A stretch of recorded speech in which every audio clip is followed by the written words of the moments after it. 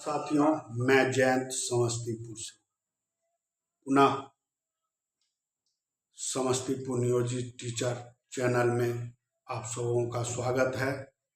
मैं आप लोगों के सहयोग और प्यार जो बराबर मिलता रहता है उसके लिए मैं आप लोगों को कोटि कोटि धन्यवाद देता हूं और इसी तरह से स्नेह प्यार सहयोग बनाते रहें। साथियों 2-3 दिनों से सैलरी अकाउंट पैकेज पे कई साथियों ने कई तरहों का अपना अपना विचार व्यक्त किया है।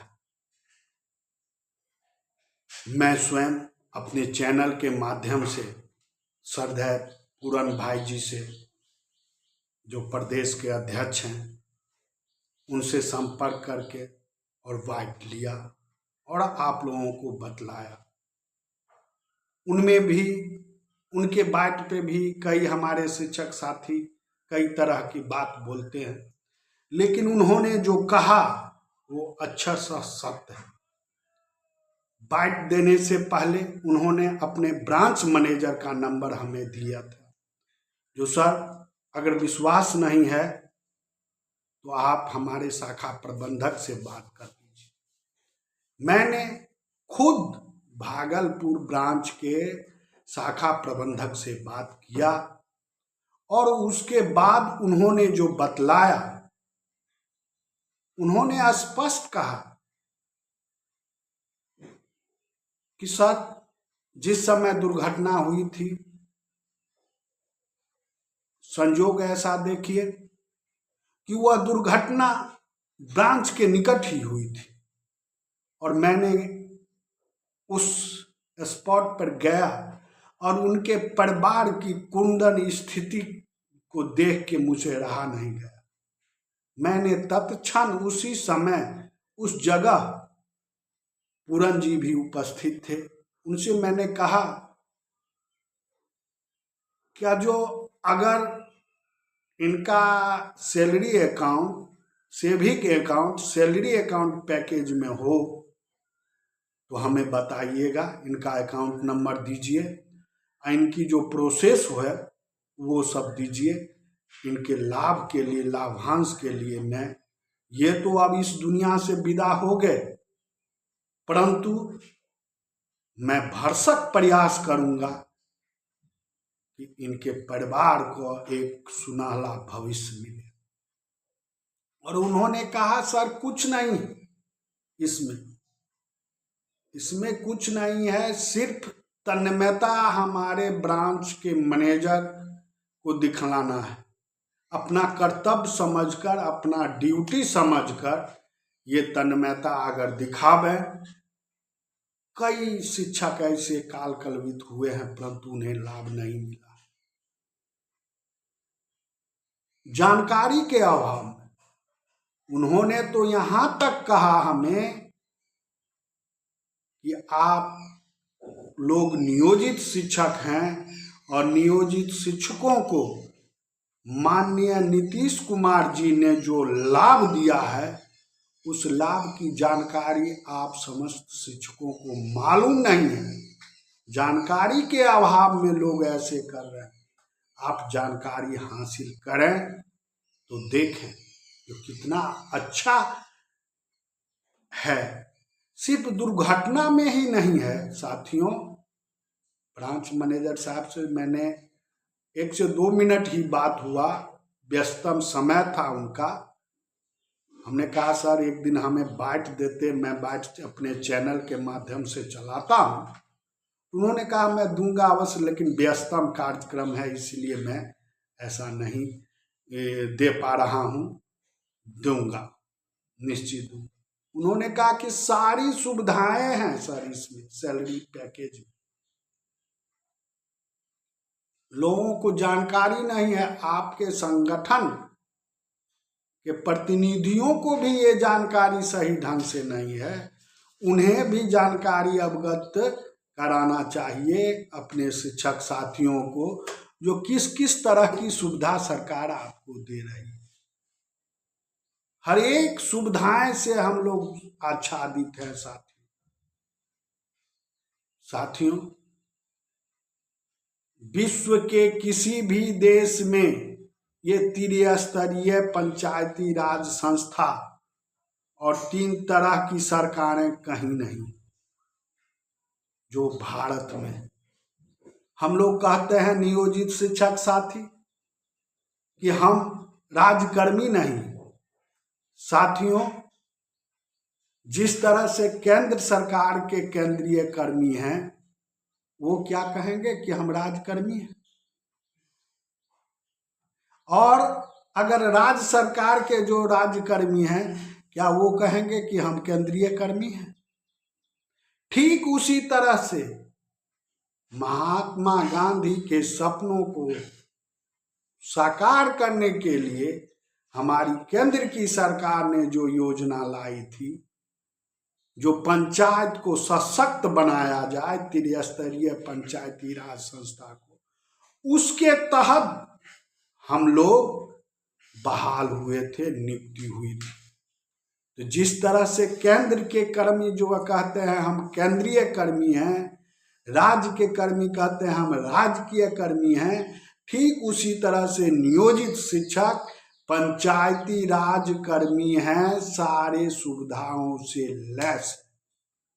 सरकार की जो समय समय पे जो भी अंशदान या लाभांश मिलता है वो सारी चीजें हमें मिलती। सिर्फ फर्क है समझने की। ये हवा और आंधी में दौड़ने का नहीं। अभी भी जो जितने हमारे साथी बचे हुए हैं वो रहें, अडिग रहें। जो हम पंचायती राज के कर्मी हैं, उनका सपना है केंद्र का और गांधी जी के सपनों को साकार करने का है। जो पंचायती राज भी एक सरकार के तरह उभरे। साथियों, हमारी गलती वहां होती है, हम या हमारा संघ संगठन, मैं संघ संगठन पर क्वेश्चन नहीं उठा रहा हूं या उंगली नहीं उठा रहा हूं, लेकिन थोड़ी सी मिस हो रही है। जो संघ संगठन को जहां जाना चाहिए वहां न जाकर दूसरे जगह जा रहे हैं। हमारी जो कंट्रोलिंग पावर है, यानी कहने का हमारा सारा शक्ति निहित है पंचायती राज, त्रिस्तरीय पंचायती राज संस्था में। जो एक पंचायत शिक्षक, एक प्रखंड शिक्षक और एक जिला शिक्षक, ये 3 तरह के शिक्षक। तो पंचायती राज संस्था के जो सेक्रेटरी हुए, एसीएस हुए, डायरेक्टर हुए, किसी भी चीज में हमें उनसे मिलना है। हमारी जो भी मांगे हैं हम उनसे मिलके अपनी मांगों को पूरा करावें। सरकार तो यहां बच जा रही है।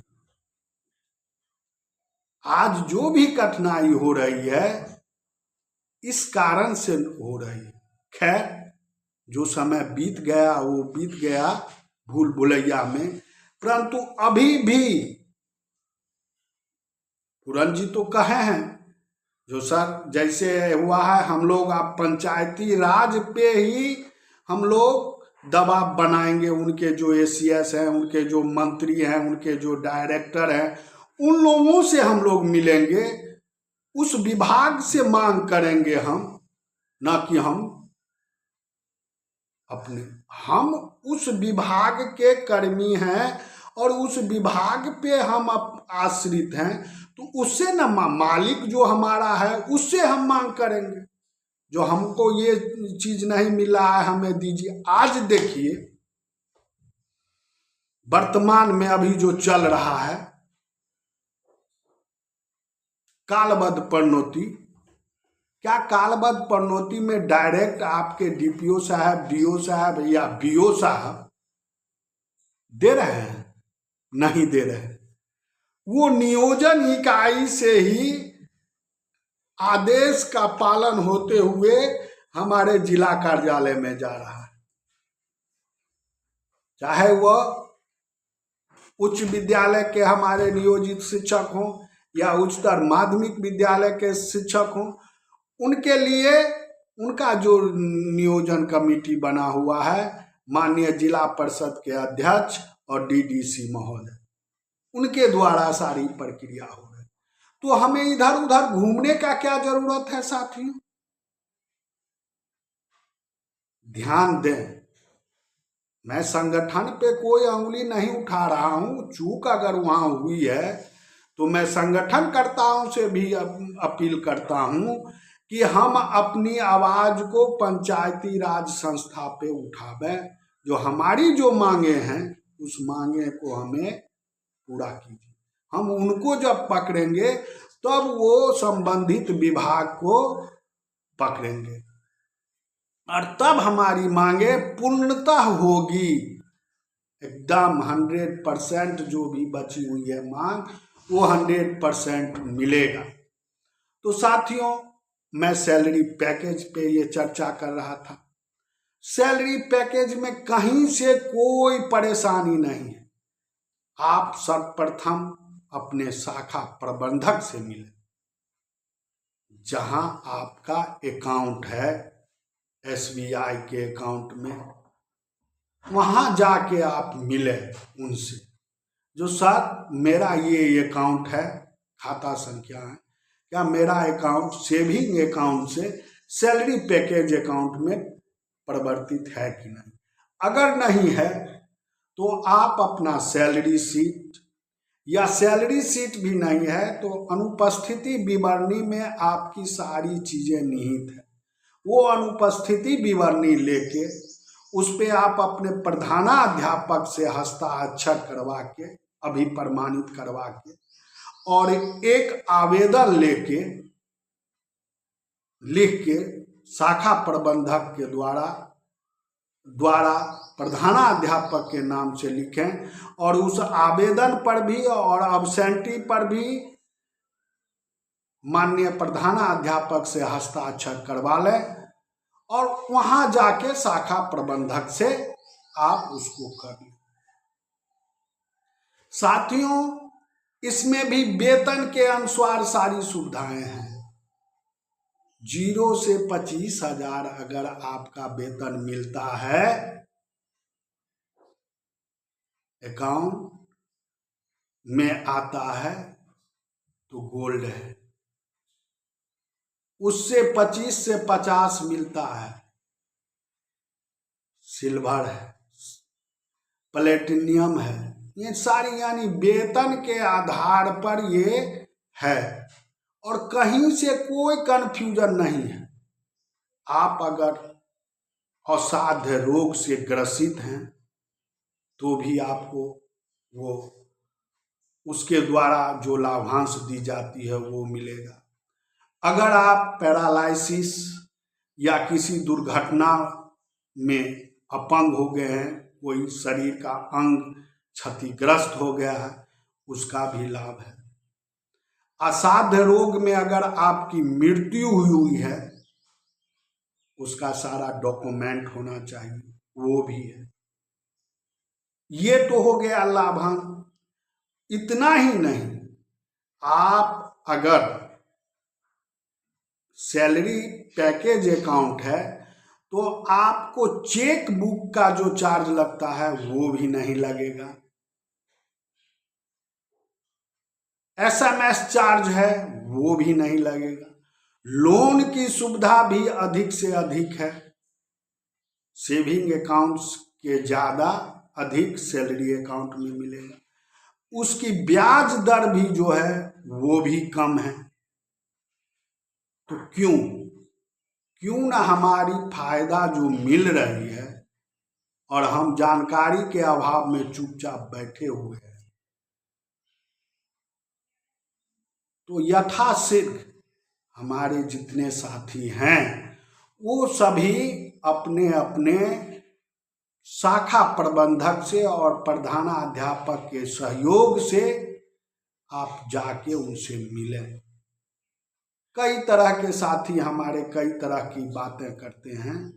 कोई कहते हैं ये SBI लाइफ था, ये कुछ था, ये सारी चीजें नहीं था। सिर्फ सैलरी पैकेज अकाउंट के द्वारा उन्हें मिला। हाँ, एक बात तो सही है, मैं उन ब्रांच मैनेजर साहब को शाखा प्रबंधक महोदय कोटि कोटि धन्यवाद देता हूँ, जिन्होंने असहाय परिवारों के जीवन को सुरक्षित।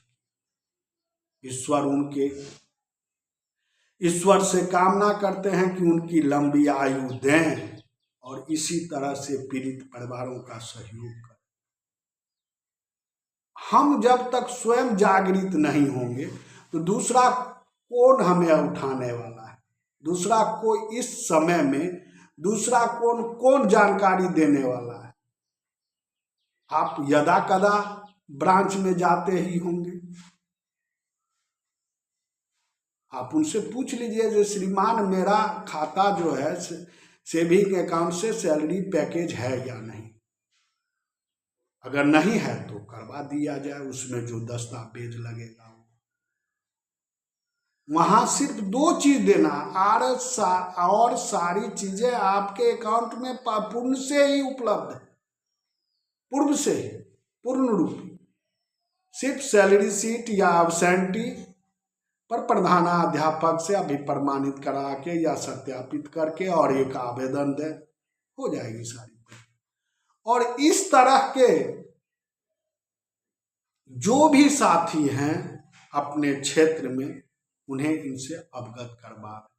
वो कंप्लेंट का भी समय होता है, परंतु जो हमारे साथी असाध्य रोग से पीड़ित हैं या किसी शरीर के किसी अंग से अपंगता की स्थिति में है या पैरालिसिस की स्थिति में है, उन लोगों के लिए कोई टाइम बॉन्ड नहीं है। उनके पास तो सारा चीज है ही, वो लोग लेके जाएं और अपना काम करा लें, सहयोग करें। जन सहयोग से ही कुछ होता है और जिस पीड़ित परिवार को आप लोगों के द्वारा सहयोग मिल जाएगा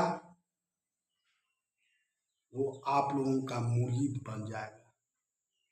ईश्वर का कार्य नेक कार्यों में होगा। साथियों, मैं संघ संगठनकर्ताओं से भी अनुरोध करता हूं कि इसे अपने अपने क्षेत्रों में एक मुहिम के द्वारा एक सर्वे करके और शाखा प्रबंधक से मिले और उससे लाभान्वित करवावे। धन्यवाद साथियों, मैं पुनः मिलूंगा, तब तक के लिए आप लोगों से विदा लेता हूं। जय नियोजित, तय नियोजित, जय बिहार। धन्यवाद।